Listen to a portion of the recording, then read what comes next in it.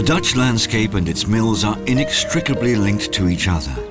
After all, Holland owes its prosperity to these splendid machines, these icons, landmarks of Holland. The polder draining mills kept people's feet dry, and the industrial mills saw Holland flourish in the 17th century. The fact that there are still mills is in a way surprising. About 100 years ago, thousands of mills were demolished, and it was feared that there soon wouldn't be any left at all. However, thanks mainly to the efforts of the Association of Dutch Mills, many mills have been saved from an inglorious end. Some 1,100 wind and water mills still grace the Dutch skyline today. However, the association alone cannot keep these monuments alive. Gewoon vrijwilligers houden die molens draaiende. Waar je natuurlijk ontzettend veel respect voor moet hebben. Want als die vrijwilligers niet waren, dan zou gewoon mijn Nederlandse molenbestand grotendeels stilstaan en over 10 jaar verrot zijn.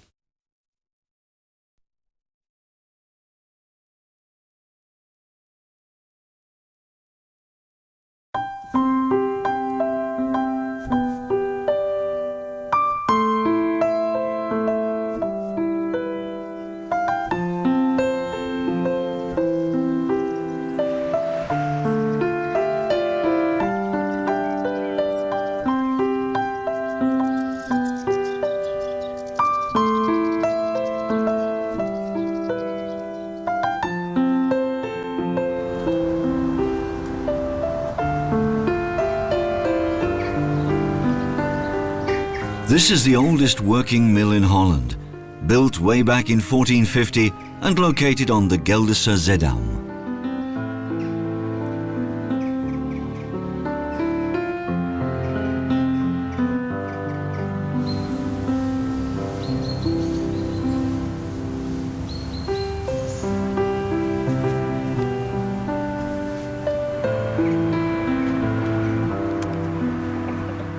The standard mill, such as this beautifully kept specimen in Aston, is the oldest type of windmill in Holland, the first one dating back to the beginning of the 13th century.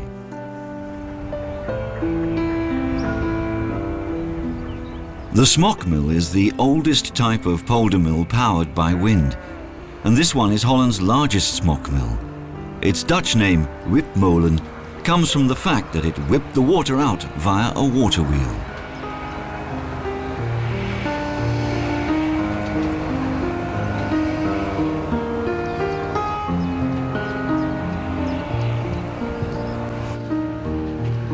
The Zaanse is known all over the world for its picturesque location, working mills, age-old crafts, and its splendid 17th century houses built out of green wood. Because Zaandam lay on the water and was but a stone's throw from Amsterdam, mills were hastily built here back in the 16th century. In fact, the Zaan region became one of the first industrial regions of Western Europe.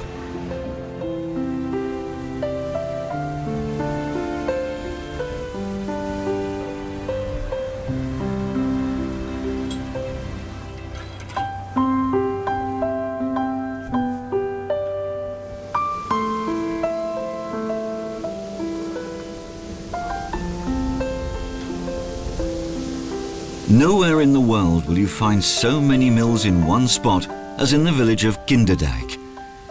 Kinderdijk's 19 mills symbolize the Dutch fight against water.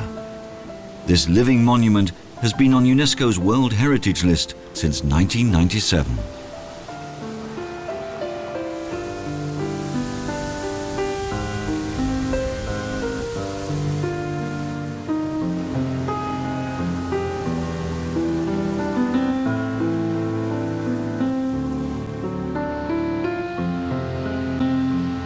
The Schermerpolder is the third place that attracts so many tourists. At one time there were 52 working mills here, which kept the polder dry for 300 years.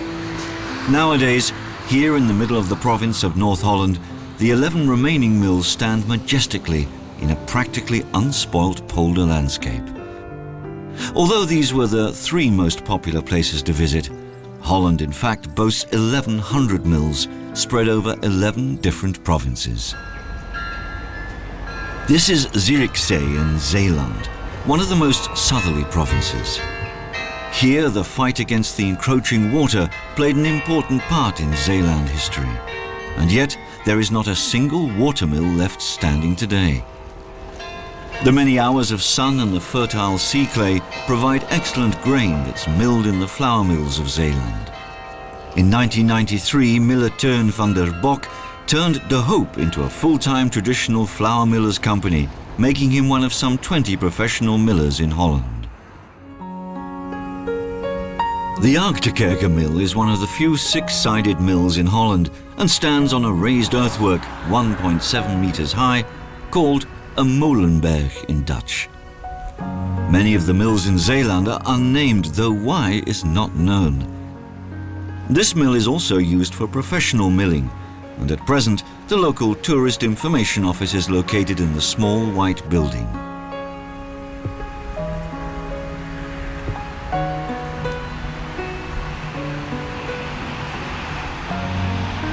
This beautifully painted Zeeland 8-sided Gronzeiler, where the sails skim over the ground, was moved between 1984 and 1985 300 meters to this Molenberg and then restored.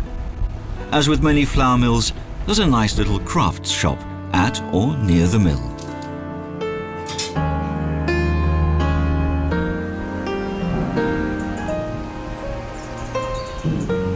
This is the smallest and the only circular stone scaffold flour mill of Middelburg. In 1971, the mill began tilting badly. Between 1995 and 1996, work was carried out to ensure it stood erect again. In 1998, the mill was able to start milling once more, and there's no lack of volunteers to keep it operational. In March of 2001, this mill was moved to this artificial hill because it didn't catch the wind very well anymore where it originally stood. Now milling is done here regularly on a voluntary basis.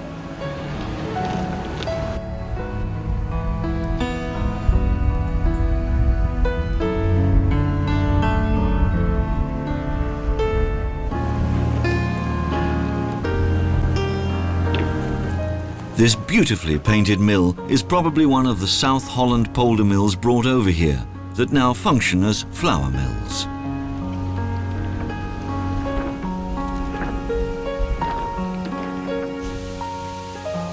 Since 1833, the name of Brasser has been inextricably linked with this mill, which has been a working mill since it was first built in 1712.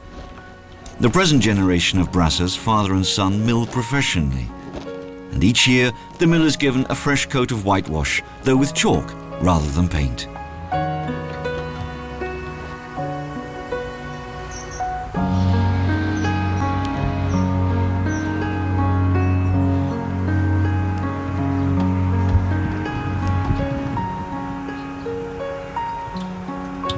An interesting fact about this mill is that it has changed hands at least 20 times, and like many other mills in Zeeland, has no name.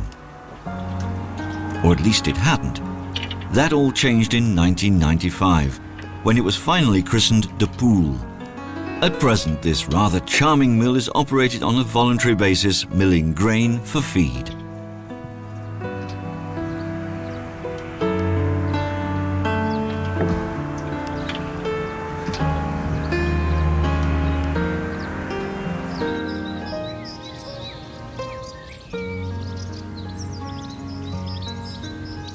The varied landscape of Overijssel has meant that you can find the most diverse types of mill in Holland here. This is especially true in the eastern part, which abounds in rivers and streams, where the true romance of waterwheel mills of days gone by can still be found.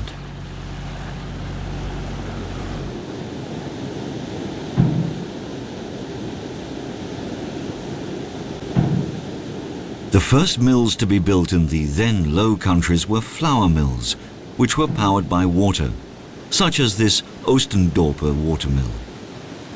The right-hand building houses the oil mill, while to the left is the original flour mill. It's said that as long ago as 1,000 years ago, these types of mills were commonplace in Holland.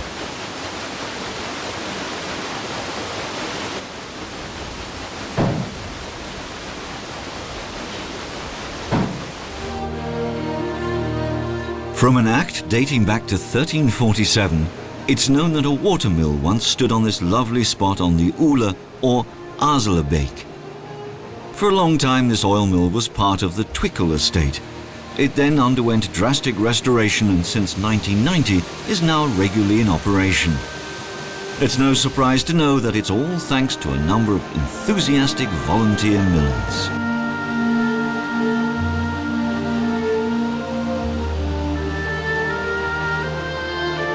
The oil mill and sawmill dating from the 15th century are located in the left-hand building of this watermill. The building on the right has been transformed into a restaurant.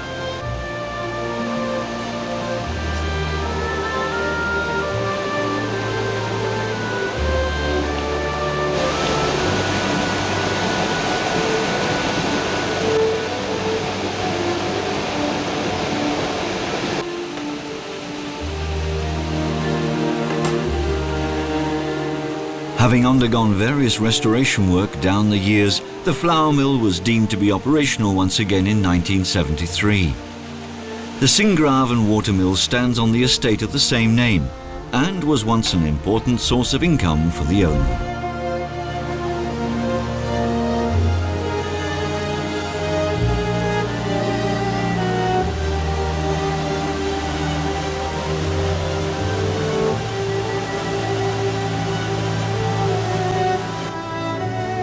Because Limburg has many fast-flowing rivers and streams, you'll find many more water wheel mills than windmills here. One fine example is this flour mill.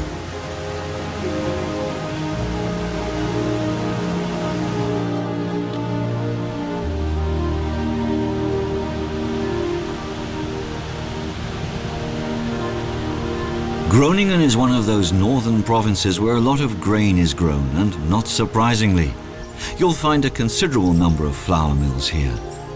In 1995, the cap of this mill was damaged by fire, but by the following year it had once again been restored.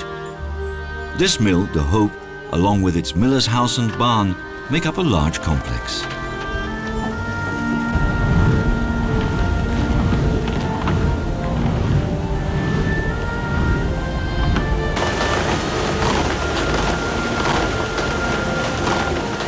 The Goliath Mill stands right at the northernmost tip of the province of Groningen in Eemshaven. And what more romantic place to tie the knot with your loved one?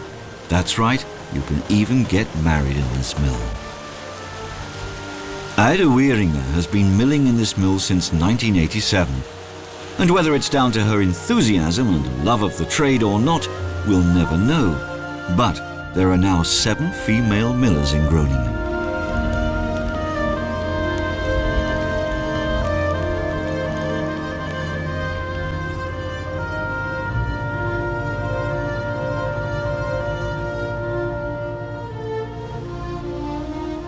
This mill, also known as Meneersmeulen, was built in 1786 for the Lord Slochteren, who lived on the Vrijlemerborg estate.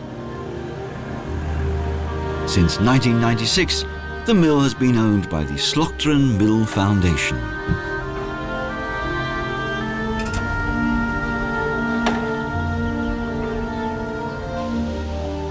Miller Lammert Grunewald and his son Stijn are preparing their mill sails to turn. Did you know that mill sails turn anti-clockwise? This is probably because most people are right-handed, and this allows the miller, when setting his sail, to hold on with his left hand while he uses his right hand to secure the sail. However, there's more than one theory on this.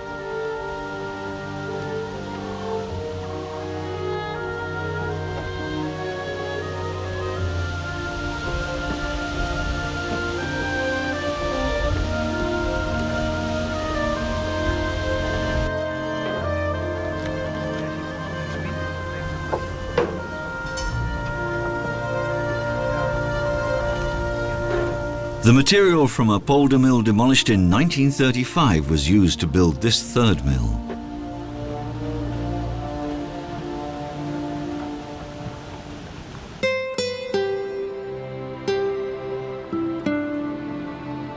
We've come to North Brabant.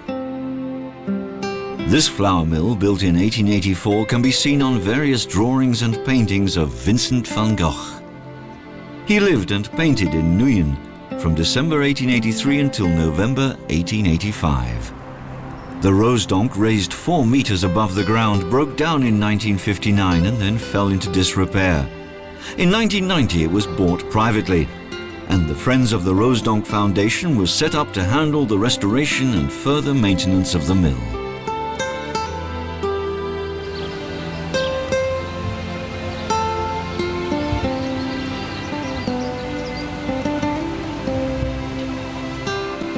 On the 8th of May 2009, this beautifully restored mill complex was officially put into service again by Prince Johan Friso, thus guaranteeing that a cultural, historical and unique piece of Dutch heritage can be enjoyed for generations to come.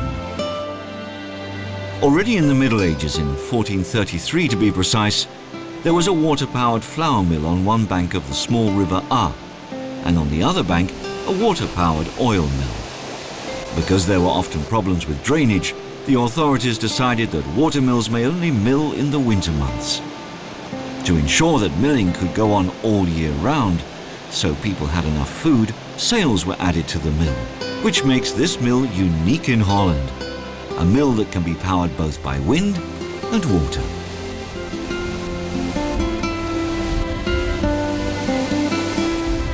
However, the problems began in 1954. The cap and balcony were removed and the oil mill was transformed into a feed mill. At that time, the mill came into the hands of the potters, and they prevented any more of the mill being demolished. Their most ardent desire was to restore these unique mills, and, more than 50 years later, their wish has finally come true. And it won't come as any surprise to know that the mill is now run by a descendant of the Potter family.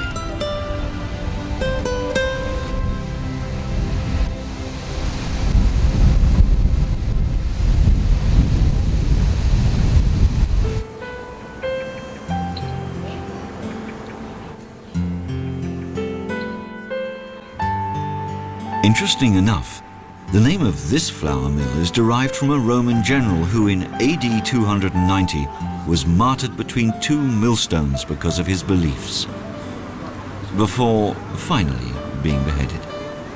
Could it have been that the day of reckoning had finally come when in 1909 the mill burnt down, and shortly after being beautifully restored in 1940 was blown down again in a storm? Who knows? Except perhaps General Victor.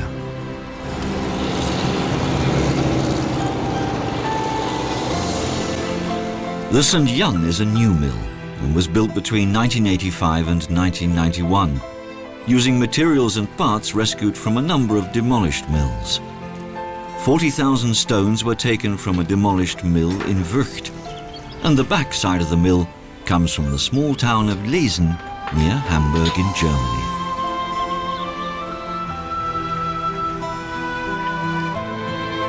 This belt-driven flour mill was once used by the leather industry as a cortex mill, and later both as an oil and hulling mill. The mill burnt to the ground in 1905 and was then restored using parts and materials from demolished mills.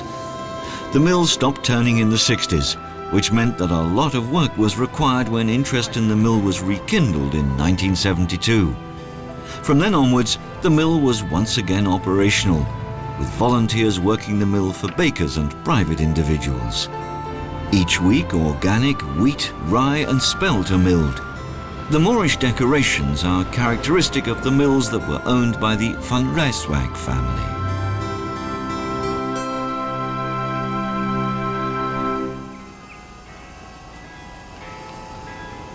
The fortified town of Heusden on the Oude Maas has a rich historical heritage, although it didn't escape being badly damaged during the Second World War. Work was carried out between 1970 and 1990 to restore it into its present state. Both Mills 1 and 2 were also rebuilt as part of the restoration.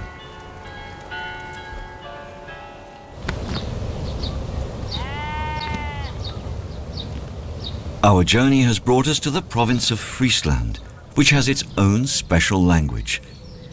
Lush green meadows cover the province and it has an abundance of water, so not surprisingly, there are few flour mills to be found here.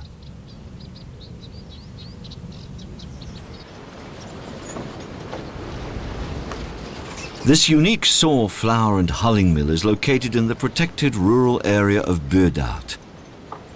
Grain is milled here on a professional basis, although sawing is done on a voluntary basis.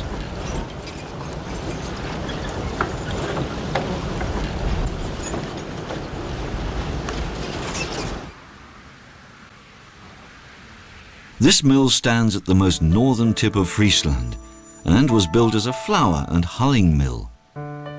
In 1950, an application was made to demolish it, which was also granted, and yet, incredibly, the mill survived.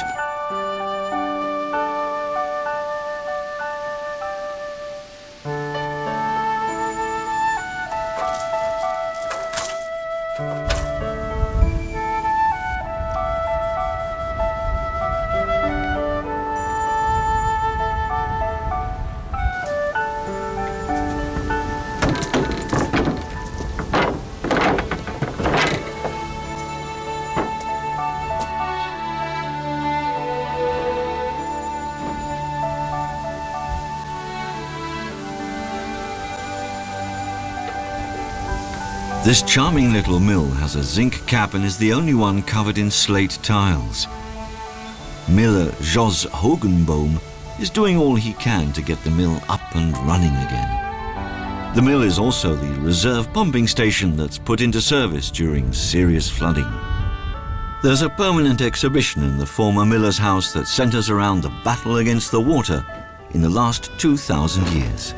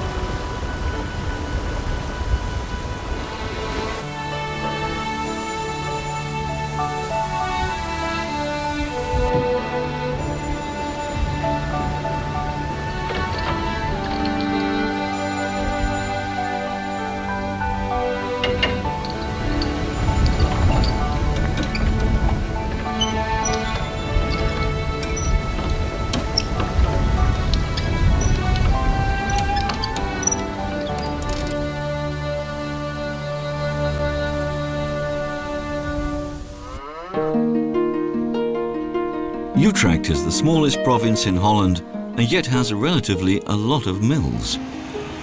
Although it has low-lying countryside, it also has woods and polders. The Utrecht lowland has 8 polder mills, which are mainly smock mills.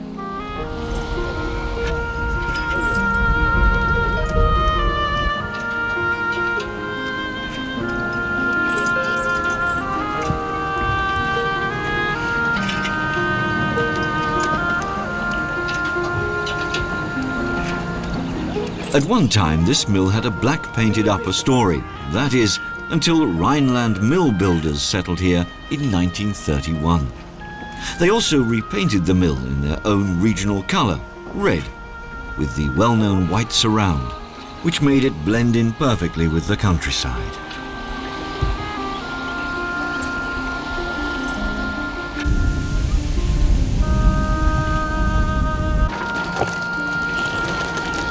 This is Utrecht's largest mill with a sail span of nearly 28 meters.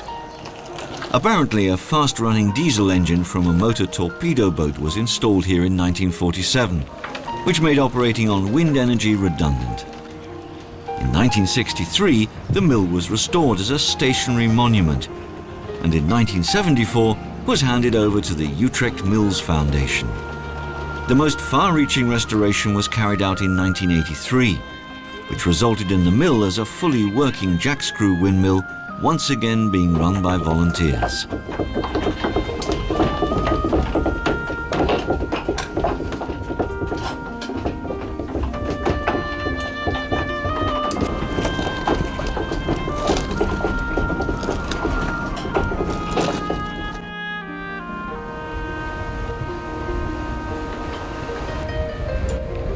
As far back as 1454, there were mills standing here to drain the polder. The present mill was built after its predecessor burnt down in 1772. This splendid smock mill has perhaps the nicest scenic location of all Utrecht mills, because since the mill was built, little has changed in the surrounding countryside.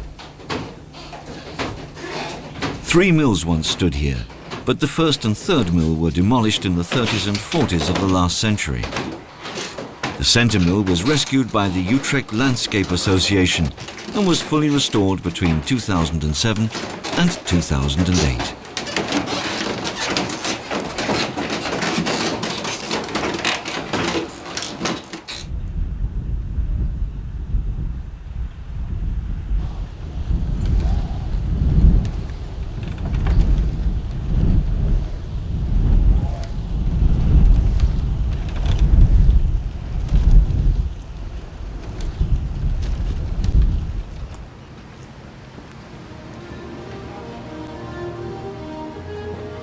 This splendid sawmill once stood in the Zaan region in North Holland.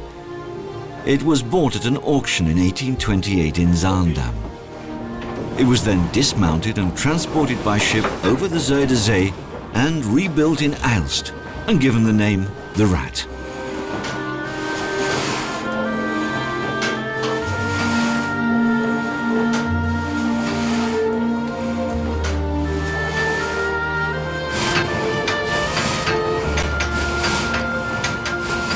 If you happen to be in the sawmill, it's easy to see how changeable the wind can be. One moment the saw is working at full speed, and then the next, exasperatingly slowly. And all because of the wind.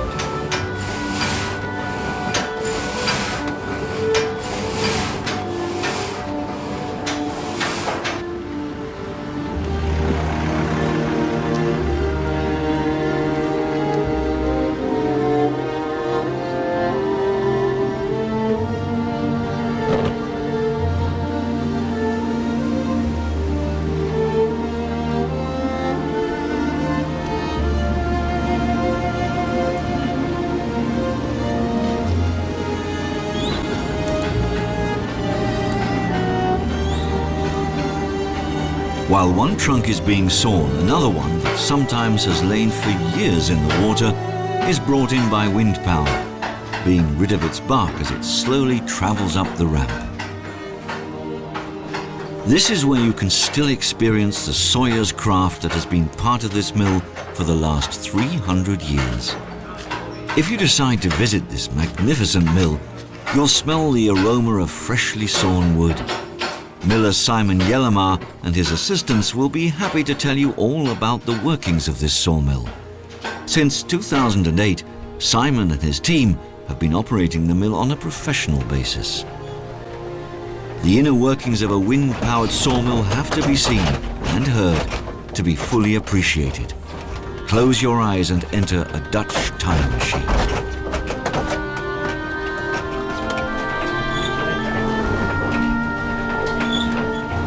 With the invention of the crankshaft that was first installed in a mill as long ago as 1594, sawing tree trunks by hand was once and for all a thing of the past.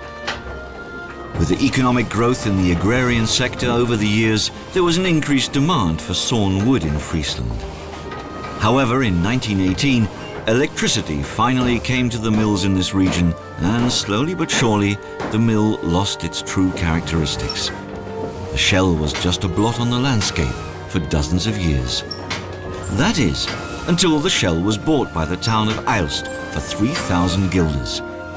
It was more than 20 years before restoration was completed, but finally in 1978, the mill was officially put back into operation.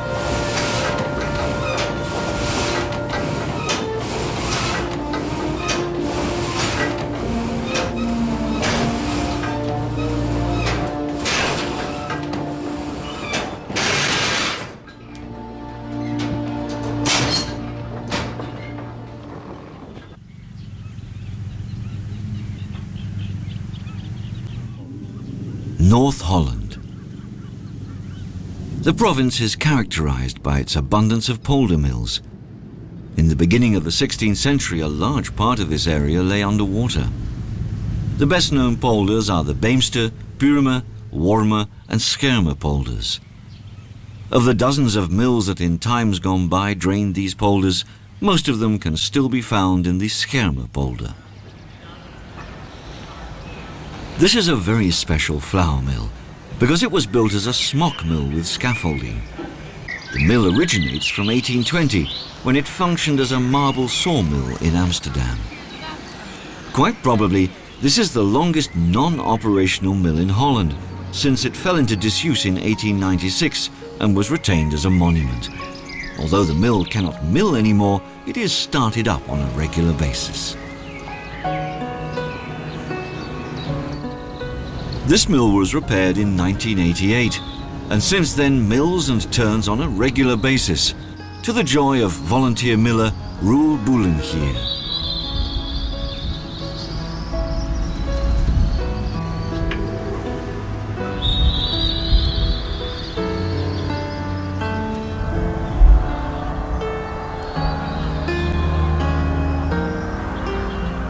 There was a time when the job of miller was hard and laborious. At any time of the day or night, in all weathers, they'd be called upon to turn their mill to keep the polder dry. The millers who were taken on by the polder authority were often terribly underpaid, earning little or nothing for their efforts. However, usually they had the right to fish in the polder, and often as not raised cattle, or had other sidelines to keep the wolf from the door. They managed to make a living as farmer, fisherman and miller all in one, and so were able to fend for their families, which often numbered as much as 8 per family, and all living in just one mill. In 1932, the Adriaan mill met with disaster, disintegrating in a huge ball of flame. An incredible sight that many local residents still remember today as if it was only yesterday. Although many attempts were made to rebuild the mill, it was only in 1998 that the green light was given. Work started in 1999, and in April 2002, this city mill was festively opened in North Holland's capital, Haarlem, and the mill still turns on a regular basis. What's more, the mill also has a permanent exhibition on, yes, that's right, mills. Thank goodness mills are still being built today. This one was built as a home in 2002, resembling from the outside a sawmill. In fact, it's made up of various mills. At the back, use was made of the former polder mill, the Seagull from Uithuizen in Groningen and parts of the Westermolen, a polder mill from Franeker in Friesland.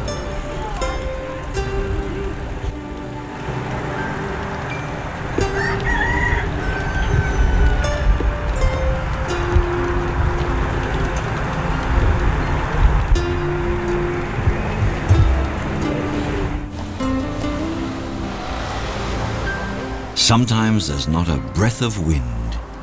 That's when the miller has to lend a helping hand.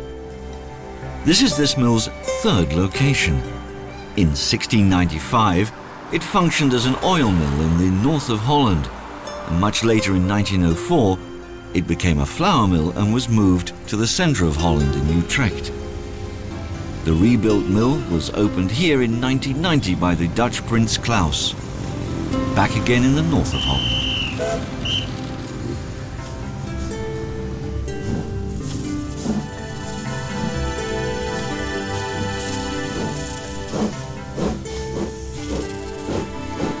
Let's face it, it's not often that you have to stop for a steam train nowadays. But if you're near the mill, you might come upon a lovely sight, a museum steam train of Hoorn Medemblik. And who knows, if you're lucky, it'll take you to the beautiful silhouettes of the Bovenmolen in the Tweemanspolder in southern Holland. It was the same story in the low-lying and watery South Holland. The polders also needed to be drained. At present, there are still 229 mills standing, making it the province with the most mills in Holland. Besides the mills in Kinderdijk that we already visited, South Holland also has many large smock mills that played an equally important role in water control. It'll come as no surprise to know that South Holland has more water mills than flour mills. One such mill is this splendid example of just one of the 140 polder mills in this province. This is what the Dutch call a molendriegang, literally 3 mills working together to drain a polder. Actually, it's a very famous spot and much photographed all year long.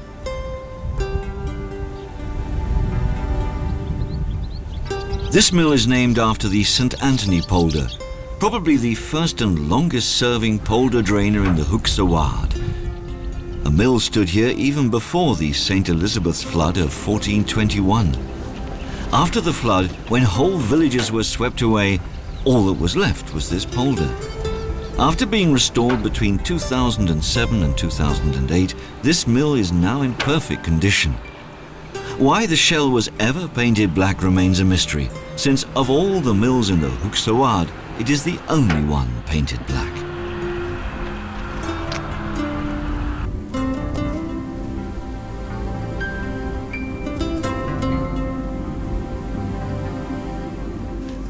And here is one of the mills of the molenviergang, which is 4 mills working together to keep the polders dry in Arlanderveen.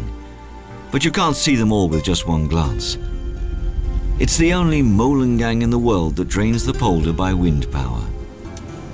Polder mills usually have sufficient space inside, which allows them to be lived in on a permanent basis. These mills, which are milling professionally, make up 4 of the roughly 150 still lived-in mills in Holland.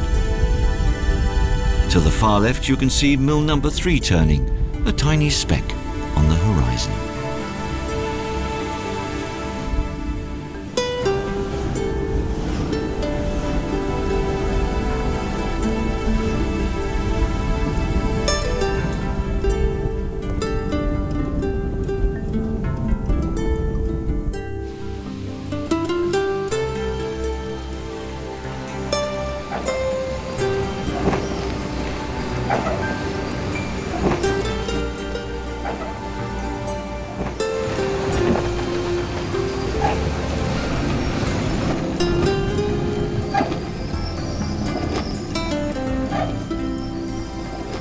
To portray the very essence of the Dutch landscape, the sky and the wind and water mills, Holland Heritage has filmed throughout the 4 seasons in this series.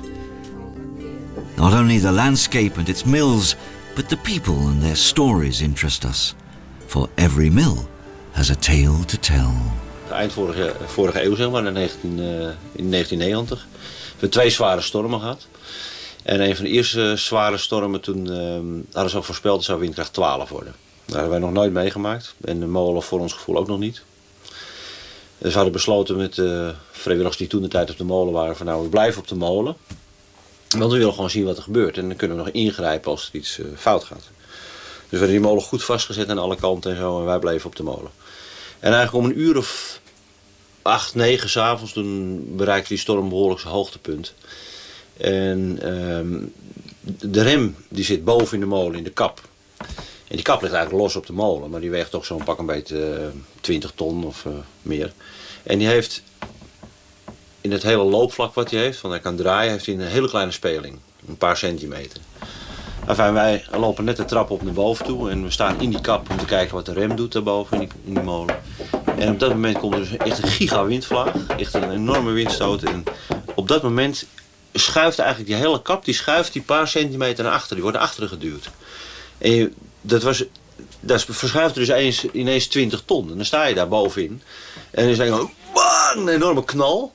En je voelt echt de hele molen voel je schudden. En alles kraakt en beweegt. En nou, toen liep het me even dun door de broek. Ik echt taf, onverantwoordelijk. Jongens, we gaan nu naar beneden toe als er iets gebeurt. En dan hou je dit niet meer. Gelderland is Holland's largest province. Its many rivers and varied landscape have resulted in many different types of mills being built.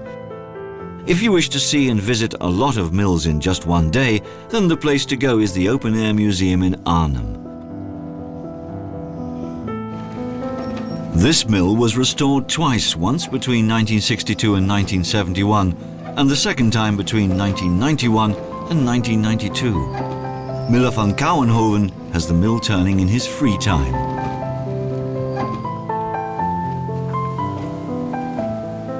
This polder mill is sadly one of the less visited of Holland's mills, since it lies somewhat off the beaten track. However, you can get to this splendid mill by car, and it's really worth a visit. In 1758, they built an octagonal watermill in the Maaspolder.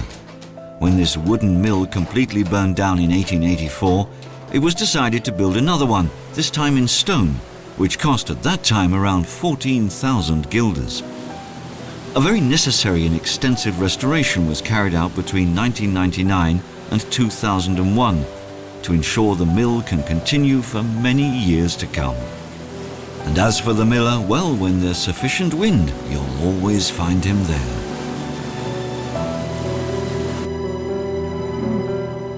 Drenthe was once underpopulated, so there was little call for grain. Moreover, the province's landscape was rather desolate, which makes it all the more surprising that there are 34 flour mills in Drenthe. Unfortunately, the wind had died down on our visit, which has resulted in only one Drentse mill being included in this film. But you have to admit, it really is a magnificent mill. In the left wing of this mill complex that was completely restored in 1976, there's a corn museum with everything you'll ever need to know about corn. And what about marrying in a mill? Well, then this mill is just for you.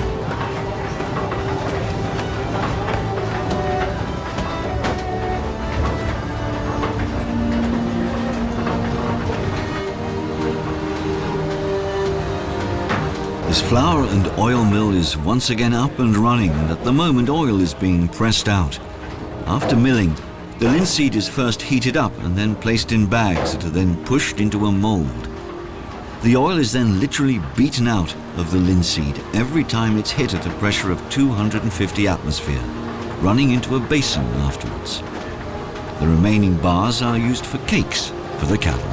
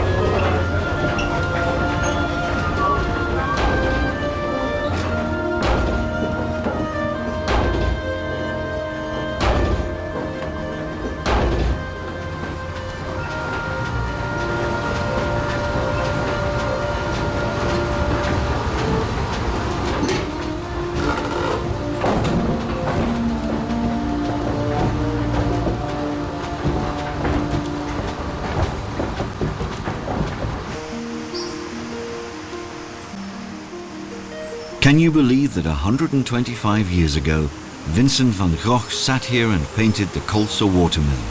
Well, he did. Unfortunately, the painting is in a private collection somewhere in America. Mills of whatever sort have always held a huge attraction for artists. The Utrecht Landscape Society asked a number of international artists to come and paint their mills. Here are some of the paintings that have been published in a beautiful book recently.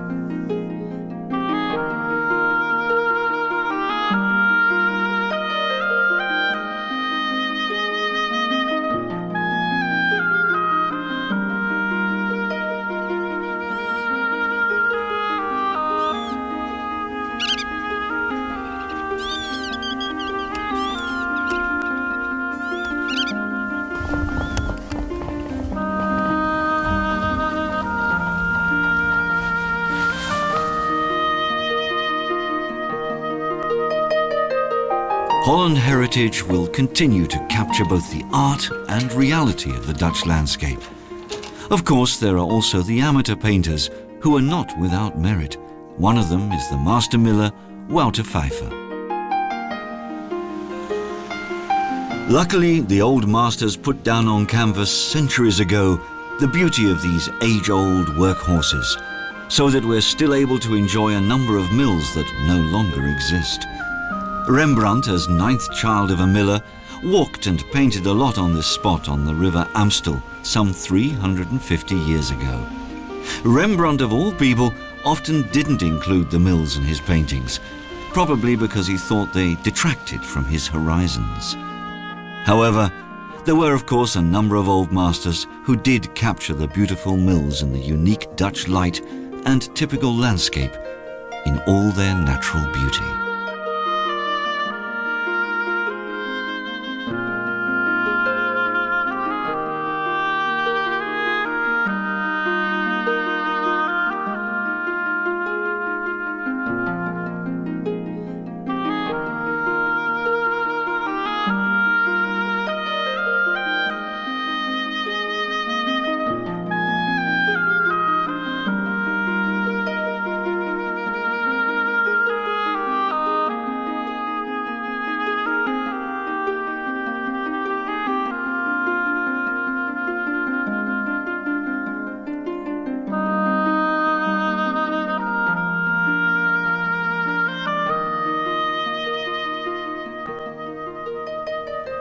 No, this isn't a painting. It's the Gudriaan mill.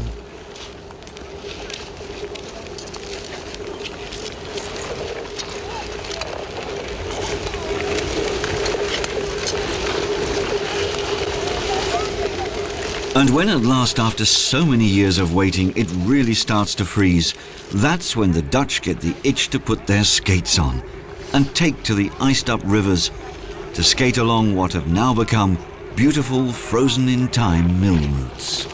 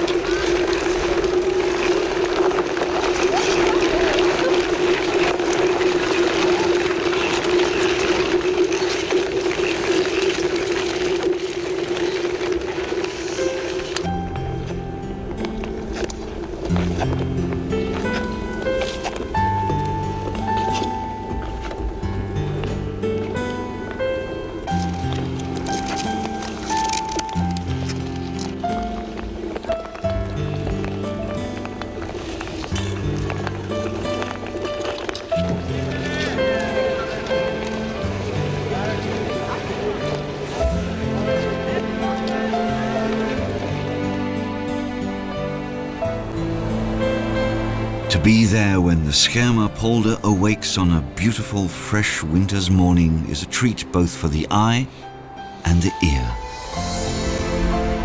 But if you want to experience it yourself, well, you'll have to be a bit of an early riser.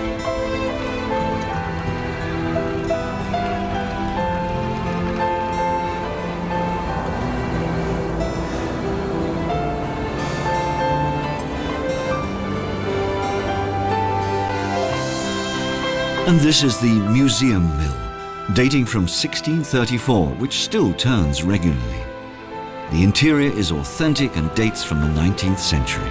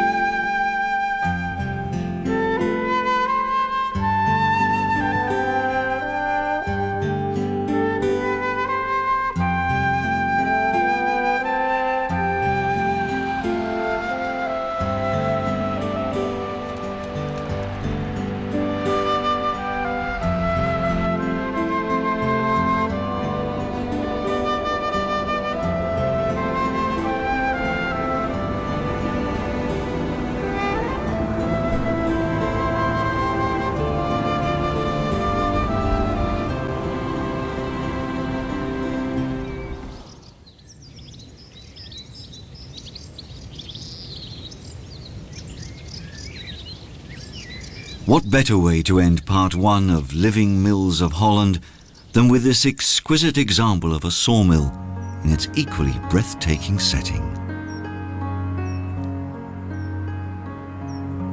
As we look, all is peace in this rural landscape, like so much of Holland's unspoilt and sometimes undiscovered countryside.